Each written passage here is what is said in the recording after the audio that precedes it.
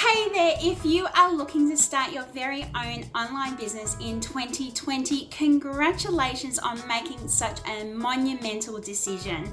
Now, to help you along on your journey, to help you get started on the right foot, I would like to share with you 5 things that I believe are really the must-haves. You really need to do these well to get started on the right foot in business. This is really going to be a fantastic video for you, and as an extra treat, I want to share with you at the end of this video what has really helped me the most in my business. So make sure that you watch this video all the way through to the end for that tip. If it's your first time here, I'm Melanie Webber, and my channel is all about helping you design a professional life and a personal life that you absolutely really love, because I truly believe that you don't have to sacrifice success and happiness and fulfillment in your professional life for having the same things in your personal life. So if you would really like to be able to spend your time the way that you want with your loved ones, or pursuing your personal passions, or however you want to spend your time, and having the time freedom, the flexibility, and the financial freedom in order to do that, then make sure that you hit that subscribe button below and the bell notification so you get notified when I come out with videos similar to this one. Now, getting started in business is a lot easier today than it was in the past, but there are a couple of things that you really do need to be aware of in order to set yourself up for the greatest success. And the first of these, I believe, is to do your research. The World Wide Web has certainly opened up the wealth of information and access to information, which is a fantastic thing, don't get me wrong. But on the flip side, it has also enabled there to be a lot of crap, a lot of BS around as well, a lot of things that are not in your best interest. So my advice, if you are looking for help or support in any way at all with your business, whether it be mentoring or education or anything like that, that you go out of your way, you actively seek out reviews and do your due diligence to make sure that the product, the service, the supplier, whatever it is that you are looking to partner with or to take advantage of is legitimate and is actually going to be valuable for you. Unfortunately, there are plenty of people out there who are very willing to take your money, but they're not going to give you something valuable in return. So ensure that you do your due diligence. You ask as many questions as possible in order to make the best decision for you, and that decision being a fully informed decision. My second point is to understand and be really staunch on your why. I've spoken about this in a number of videos already, but I cannot emphasize the true meaning or the true value of your why enough, I believe. So your why, for those of you who aren't familiar with it, is exactly why it is that you are looking to do what you're doing. Why are you going in business? Why are you looking to promote or to manufacture the product or the service that you are? What is the true reason as to why you are doing what you are doing? Because in all honesty, being in business, it certainly has its highs, but it does have its lows as well.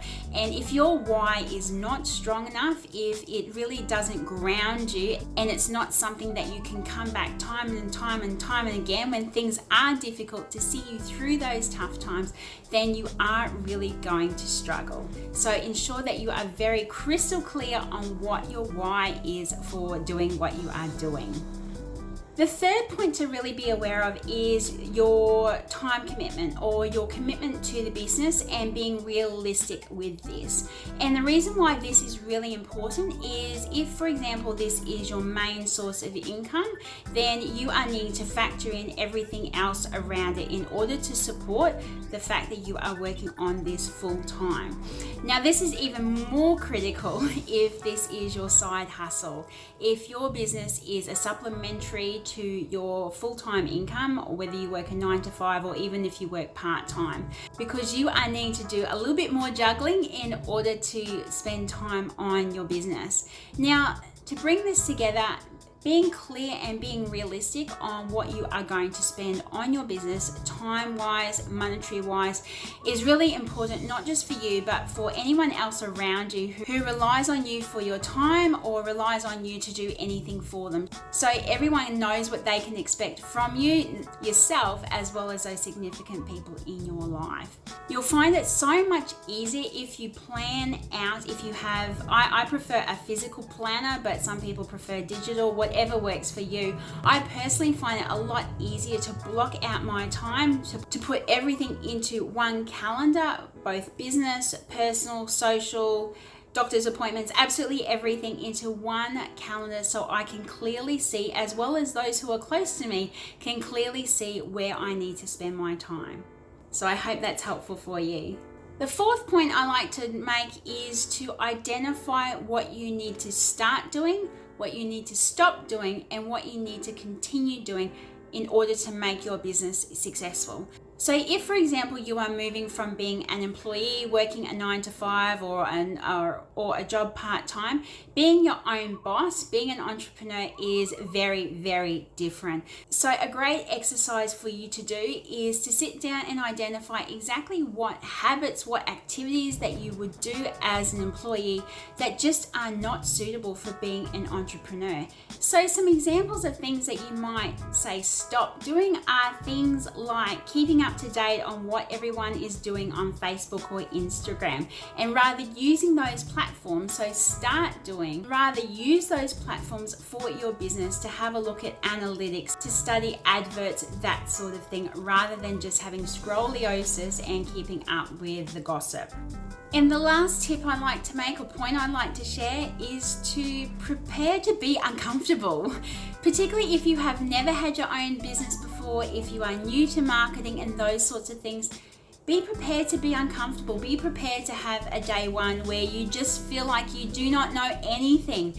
Tony Robbins had a day one, Richard Branson had a day one, everyone has a day one where they feel like they just know absolutely nothing. But I assure you it does pass. As you learn more, as you apply what you learn, it will get easier. You will actually be surprised how quickly your skills develop when you are continually applying the things that you are learning, when you are continually practicing and putting yourself out there. It really doesn't take much to fine-tune your skills. So be prepared to start at the bottom, to be uncomfortable. There's only one way up from there, right? And you will get there.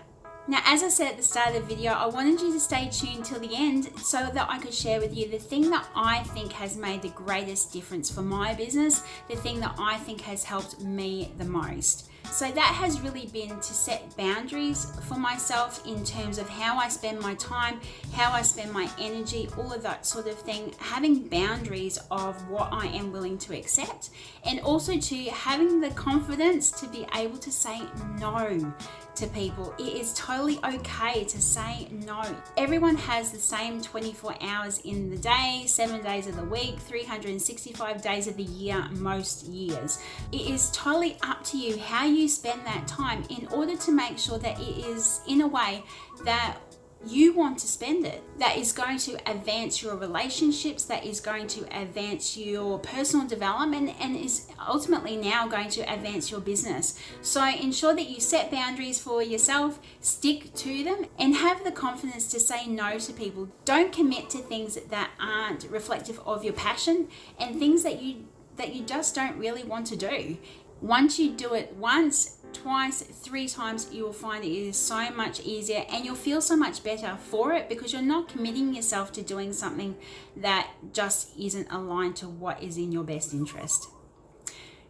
So there you have my 5 tips on things that you really need to consider in starting your own online business in 2020. I hope you've gotten real value from it. If you have, please drop me a comment below. And also too, if you know anyone else who you think will get value from watching this video, make sure that you share it with them. Thank you again so much for watching, and until I see you on my next video, I hope you take the greatest of care.